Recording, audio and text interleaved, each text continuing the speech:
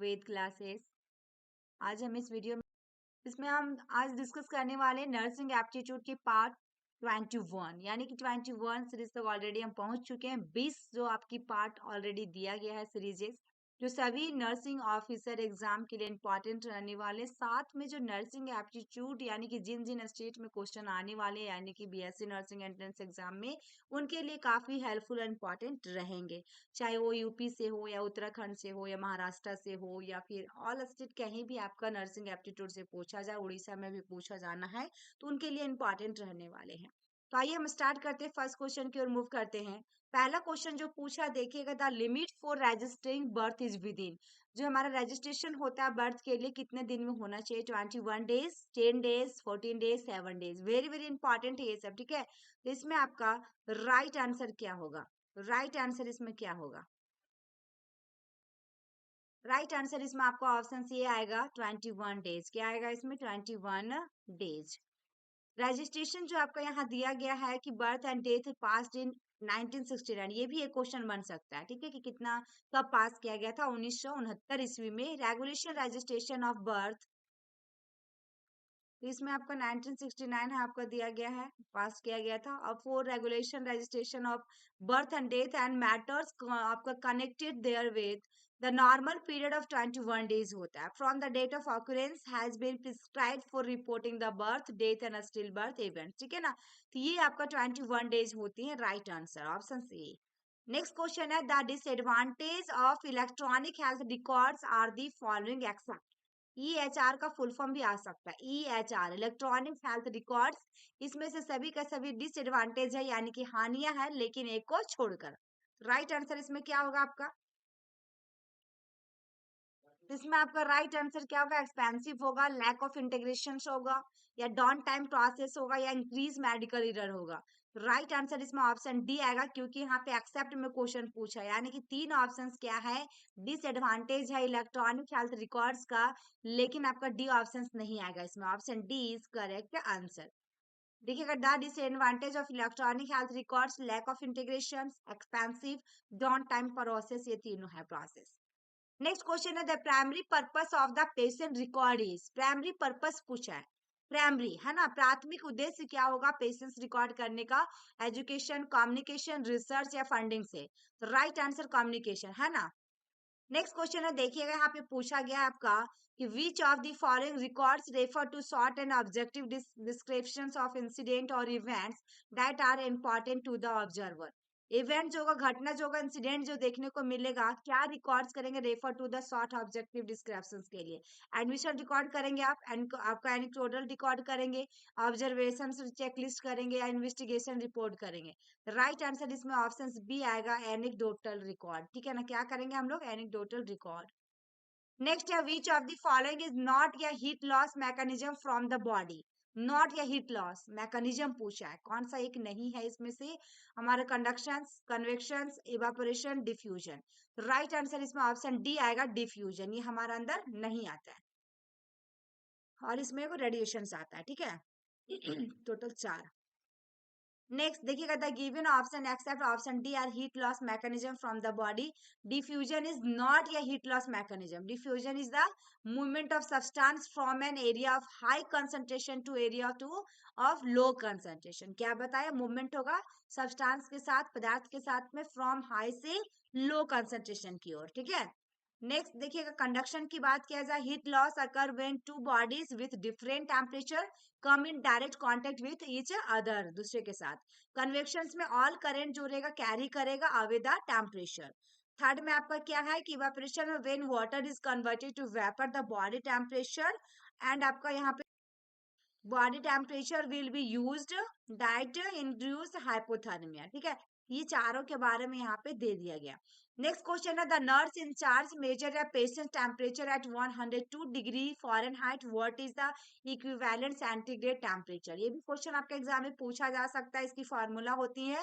तो right answer option सी होगा, 38.9 degree. आपका फॉरेनहाइट में पूछा, सेंटीग्रेड होगा सेंटीग्रेड, ठीक है ना। 38.9 डिग्री सेल्सियस होगा यहाँ पे, डिग्री सेल्सियस, ठीक है, डिग्री सेल्सियस। ओके, यानी कि सेल्सियस टेम्परेचर में पूछा, सेंटीग्रेड में पूछा, Next question is the type of fever in which of the temperature fluctuate more than 2 degrees Celsius all above normal during a 24-hour period is. तो कितना होगा? Intermediate fever कहेंगे उसको, या रेमिटेंट फीवर कहेंगे, रिकरेंट फीवर कहेंगे, relapsing fever कहेंगे।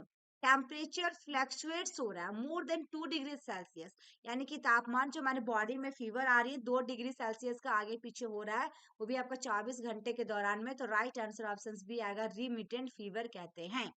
देखिएगा, intermittent fever is type of fever in which there is interval where temperature is elevated for several hours followed on interval where temperature drop back to normal. Recurrent fever में आपका क्या होता है? Recurrent में can be symptoms of various illness होगा, such S देखिएगा क्या होगा, पेरियोडिक फीवर, आपका एथॉम्पसिस अल्सर हो सकता है, फायरेंजाइटिस होगा, एडिनोपैथी होगा। नेक्स्ट हमारा रिलैप्सिंग फीवर में क्या होगा? वेक्टर बोर्न डिजीज आता है caused by bacteria in the genus Borrelia which are transmitted through the bats of lice or short body sticks. Next हमारा what is the normal oral temperature of an adult? तो कितना होना चाहिए? तो option B आएगा 98.6 degree Fahrenheit. Normal पूछा है कितना होता है टेम्परेचर हमारा? 98.6 डिग्री फॉरेनहाइट। ठीक है, यहाँ normal oral temperature on adult. Rectal temperature बात किया जाए 0.5 डिग्री सेल्सियस, या फॉरेनहाइट ने पूछेगा तो 1 डिग्री फॉरेनहाइट। ये क्वेश्चन बहुत बार पूछा है। Oral temperature while axillary temperature 1 degree Fahrenheit less than the oral temperature. ठीक है, next is which of the following method is the most appropriate to measure temperature in a patient who underwent oral surgery? Most appropriate measure temperature की बात किया patient के लिए जब oral surgery की जाएगी, तो राइट आंसर ऑप्शन बी आएगा, एक्जिला के लिए सबसे अच्छी है, एक्जिला से, है ना। Taking temperature from axilla is the most appropriate method and easily accessible site in this line. Oral method incorrect हो जाएगा पेशेंट अंडरवेंट ओरल सर्जरी के लिए, है ना। नेक्स्ट हमारा देखिएगा, what is the different in temperature between oral cavity and rectum in the patient at same time? तो right answer option B आएगा 1 डिग्री फॉरेनहाइट, यानी oral temperature 1 degree Fahrenheit higher than axillary. ठीक है ना, axillary से 1 degree high रहेगा oral, and 1 degree आपका 1 degree Fahrenheit जो रहेगा लेस देन रेक्टम से रहेगा। ठीक है, रेक्टम से कम रहेगा और ओरल टेम्परेचर से। राइट आंसर आपका ऑप्शन बी आया। नेक्स्ट क्वेश्चन हमारा है, इफ देखिएगा यहाँ पे क्वेश्चन में पूछा गया है, if highest temperature is recorded in the morning and lowest temperature in the evening, तो this kind of fever is known as. हमारा क्या हो रहा है? हाईएस्ट हो रहा है कब? मॉर्निंग में, और कम हो रहा है इवनिंग में, तो इसे क्या कहेंगे? तो ऑप्शन ये होगा, इनवर्स फीवर कहते हैं। ठीक है, इनवर्स फीवर यानी कि टेम्परेचर राइजेस होगा मॉर्निंग में रेदर देन इवनिंग, है ना। लाइसिस मीन्स होता fall in temperature in zigzag manner में। क्राइसिस मीन्स क्या होता है? Sudden return to normal temperature. Remittent fever का मतलब, remittent fever refer to fever pattern in which temperature varies during each 24-hour period but never reaches normal, but never reaches normal.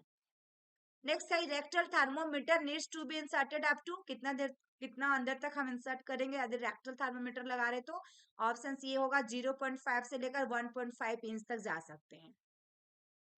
Next, sudden return to normal temperature from a very high temperature within a few hours. Sudden return to normal temperature from a very high से तुरंत normal में होगा तो क्या कहलाएगा? कुछ ही घंटों में होगा तो ऑप्शन सी आएगा, क्राइसिस कहलाएगा। नेक्स्ट है, the correct equipment used for taking temperature is, तो राइट आंसर थर्मोमीटर होगा, कि थर्मोमीटर से हम यूज करते हैं, लेते हैं टेम्परेचर, तापमान मापते हैं।